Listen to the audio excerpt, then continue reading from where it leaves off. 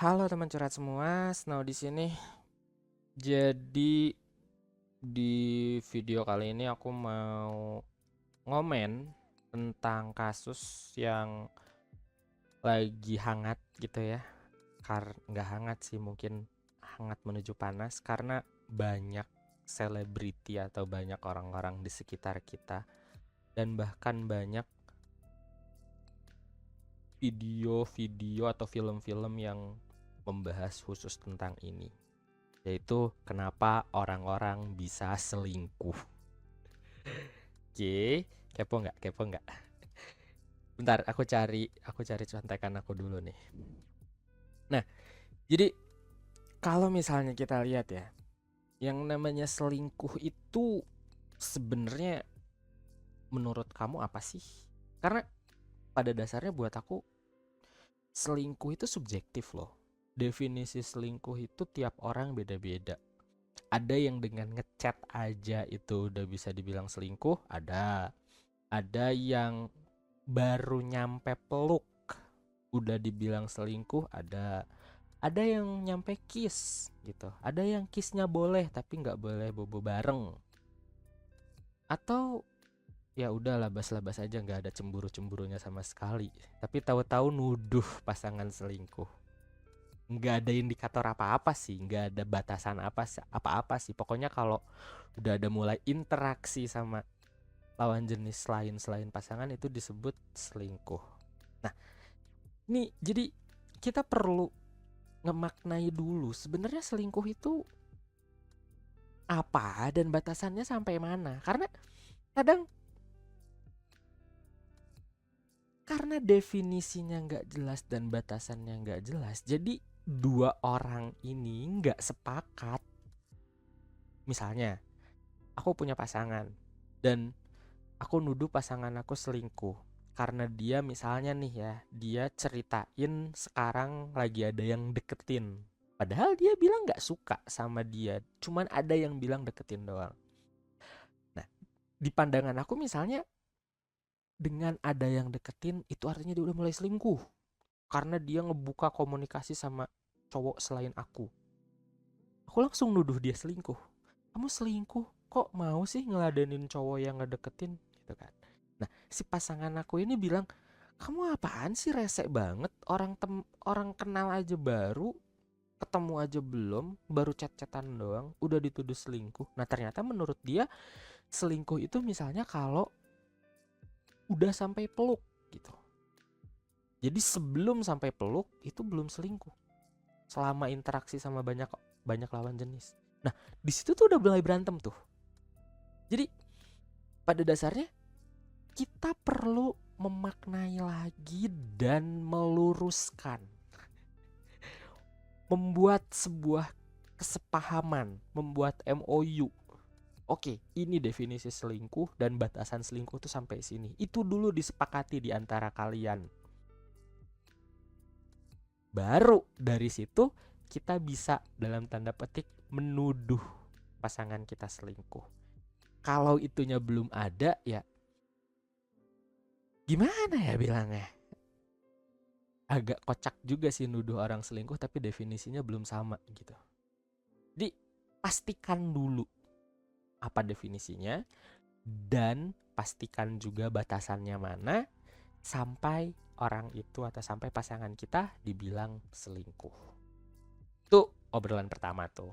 Kita harus mendefinisikan dan menyamakan persepsi lalu menyepakati tentang apa itu selingkuh dan batasan selingkuh itu sampai sejauh mana. Apakah physical relationship-nya ataukah emotional relationship-nya atau both atau gimana. Nah, itu kesepakatan kalian. Itu mangga diobrolin sama pasangannya masing-masing. Oke, selanjutnya aku di sini mau ngobrol kalau sebenarnya opsi selingkuh itu selalu tersedia dimanapun, kapanpun, dan lewat siapapun gitu. Yang namanya yang nama keceletot kan. Yang namanya interaksi manusia itu nggak bisa dibatasin. Oke, kayak kamu ketemu lawan jenis di mall yang tipe kamu banget, terus di sebelahnya ada pasangan kamu, ya kamu juga nggak prediksi bakal ngeliatin itu orang sampai sebegitunya, entah cowok entah cewek sama perilakunya gitu loh. Mungkin cewek lebih bisa nutupin sih, cowok enggak. Tapi seenggaknya eh, naluri kamu untuk berinteraksi sama lawan jenis itu nggak bisa dibatasin, guys. Jadi aku bakal selalu bilang opsi selingkuh itu bakal selalu tersedia gitu. Entah itu nanti masuk kantor, entah itu nanti masuk komunitas baru, entah nanti kamu ke rumah sakit, entah nanti kamu jalan-jalan sambil touring, entah itu kamu naik angkot, naik kereta, dimanapun, kapanpun pasti kamu bakal ketemu orang dan ketemu lawan jenis gitu. Nah, itu adalah opsi-opsi yang tersedia untuk orang-orang selingkuhannya kamu. Masalahnya, kamu mau ngelanjutin enggak? Kamu mau ngizinin mereka masuk enggak? Itu yang perlu digaris bawah, itu yang perlu dicatat gitu. Karena ya siapa sih orang yang suka dikekang temenan sama lawan jenis atau temenan sama orang? Men, manusia itu makhluk sosialis. Gak bisa cuman hidup berdua doang. Pasti ada orang lain. Dan orang lain itu pasti ada lawan jenis. Dan lawan jenis itu kemungkinan bisa jadi opsi selingkuhnya pasangan kamu. Atau termasuk kamu juga. Nah, bahasan selanjutnya adalah di mana sebenarnya pintu masuk si selingkuh ini? Oke, nih. Dari yang aku tahu nih ya, aku ngomong berdasarkan pengetahuan sama pengalaman aku dari orang-orang yang curhat dan aku lupa sumbernya. Tapi pada dasarnya semua perselingkuhan itu diawali dari interaksi gitu. Jadi tiap orang itu, pria dan wanita, punya kebutuhan komunikasinya sendiri-sendiri. Oke. Nah, si kebutuhan komunikasi ini kita ngomong lagi single, oke. Kita ngomong lagi single, terus kita mulai PDKT gitu. Nah, hal pertama kebanyakan orang ya, kebanyakan orang, hal pertama yang jadi daya tarik terbesar adalah interaksinya, ngobrolnya, nyambung atau enggak, nyaman atau enggak, ngedeskripsiin atau cuman nyebutin, ngejelasin atau cuma menyimpulkan gitu. Kayak ngomongnya panjang atau pendek. Nah, semuanya berawal dari interaksi nih. Jadi sebenarnya pintu masuk selingkuh menurut aku adalah berawal dari interaksi. Tapi karena kita lagi single, jadi nggak ada tuh yang namanya selingkuh. Yang ada adalah kita berusaha berinteraksi mencari pasangan. Oke, belum jadi pasangan, cari temen dulu misalnya gitu. Kalau berawalnya jadi temen. Nah, dari temen misalnya baru jadi pasangan. Meskipun nggak selalu kayak gitu sih. Tapi seenggaknya mulai dari kenalan buat jadi pasangan gitu. Nah, di titik itu kita nggak akan dibilang selingkuh karena kita nggak punya pasangan. Kebayang? Ketika kita udah berinteraksi, ketika udah sayang dan udah jadi pasangan, nah disinilah titiknya. Balik lagi ke poin sebelumnya bahwa opsi selingkuh selalu tersedia. Kita bakal terus-terusan membuka informasi dan mencari informasi dari lawan ngomong kita. Diinginkan atau enggak, disadari atau enggak, itu udah neternya manusia, itu udah sifat alaminya manusia, kita nggak bisa mendinai itu. Tapi karena kita punya pasangan, yang si pasangan ini awalnya kita nggak ngobrolin soal apa definisi selingkuh dan batasan selingkuhnya sampai sejauh mana, gitu kan? Di media sosial, di media massa, di media apapun itu, ketika ada orang yang berhubungan dengan lawan jenis lain sebelum selain pasangannya, maka itu dapat dikategorikan selingkuh. Kena deh definisi itu gitu. Cuman interaksi doang selingkuh, ngechat doang kerjaan selingkuh, udah gitu nunjuk-nunjuk lagi, kamu ya kerjaannya selingkuh terus, tiap ada cewek dibalesin chatnya, giliran aku aja minta tolong ini itu susah, giliran sama cewek lain aja pada semangat. Gimana sih kamu teh, sayang gak sih sama aku? Tuh kan, tuh ngomongnya sampai kayak gitu tuh, padahal jauh banget sumpah. Nah tapi di sisi lain kitanya sendiri, misalnya akunya yang dituduh kayak gitu, kayak enggak kok, aku nggak selingkuh, lihat nih, aku liatin gitu kan, nih aku liatin nih chatnya nih, nih ini tuh dia lagi bahas ini tuh dia lagi bahas ini, itu dia lagi bahas ini gitu. Dan kadang orangnya nggak mau tahu juga. Udah sih, apaan sih, pakai ngejelasin segala, udah jelas kamu tuh selingkuh, soal ngebela diri lagi gitu kan. Ya gimana, orang bukan selingkuh udah sih nerimain aja selingkuh kamu teh. Ya makin digituin makin gak bisa ngomong kan. Nah ini yang harus digarisbawahi guys. Tolong. Oke, coba kasih ruang buat pasangan kamu ngomong, jelasin dan pahamin posisinya. Oke. Nah loncat dari situ ada kasus lain misalnya.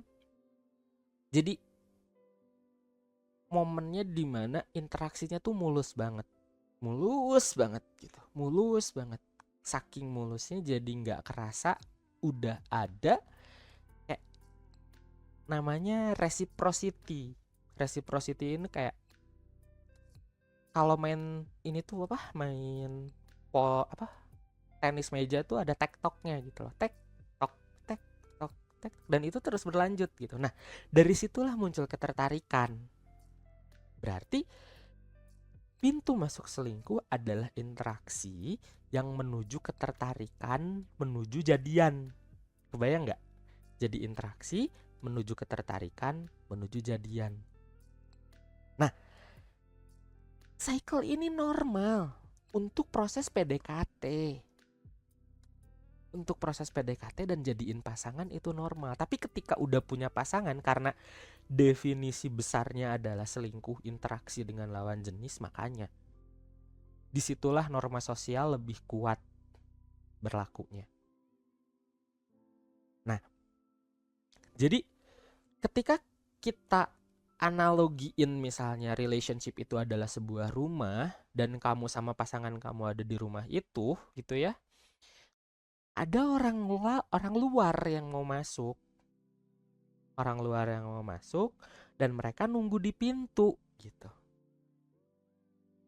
Nah ketika kamu mulai berinteraksi, maka kamu ngajak masuk orang luar itu.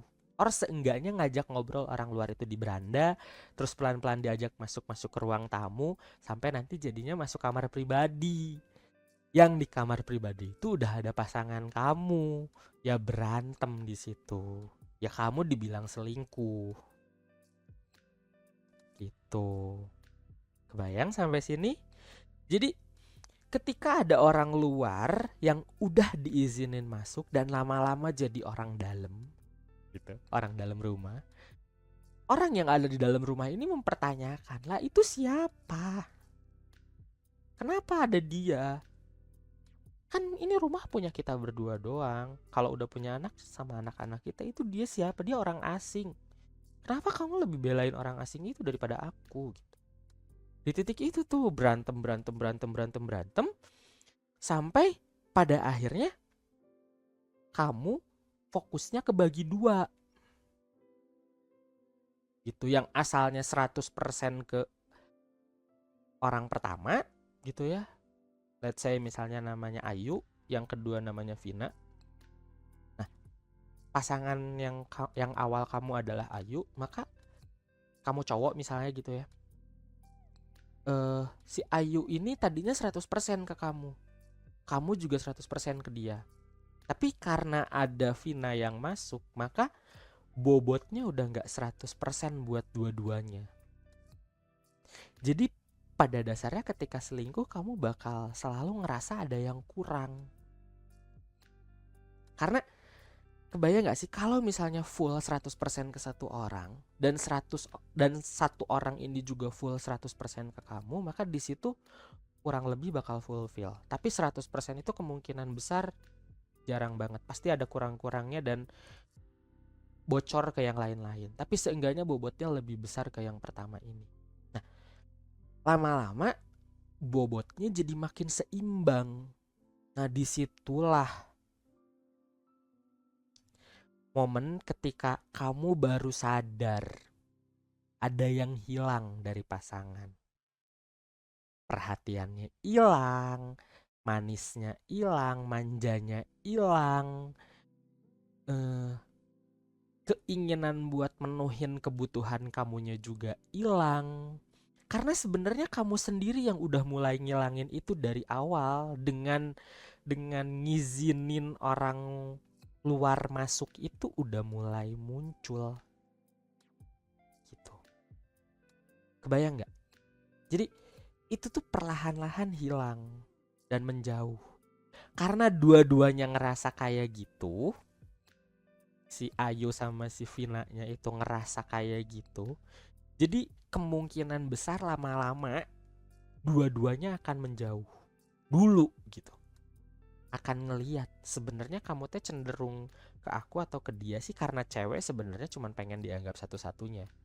Kamu juga sama, kamu pengen dianggap satu-satunya. Kamu juga bakal ngambek kalau misalnya pasangan kamu selingkuh. Dan kamu juga bakal mempertanyakan hal yang sama pasangan kamu kalau pasangan kamu selingkuh. Tuh. Jadi pada dasarnya kenapa bisa selingkuh? Karena menurut aku ya, bisa bener, bisa salah. Oke, bisa bener, bisa salah. Tapi yang jelas opsi selingkuh bakal selalu tersedia.